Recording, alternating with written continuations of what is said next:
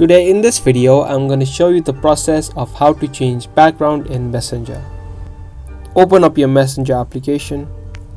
After you open up Messenger, then open up the chat that you want to change the background of. Next, you'll need to tap on the eye icon, which is on the top right of the screen. From there, terms or options will pop up.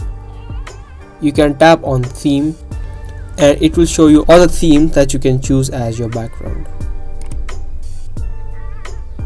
Tap and select the theme and it will show you a preview of how it's gonna look. If you like it, you can tap on select. If not, you can tap on cancel and select any other theme.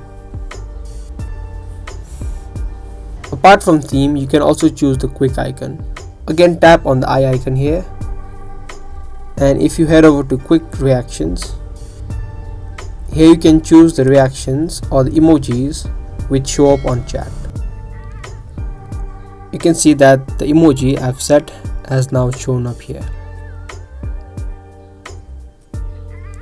So that was the process on how to change background in Messenger.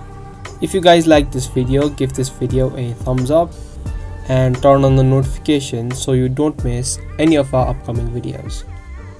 That's all for today's video and I'll see you in the next one.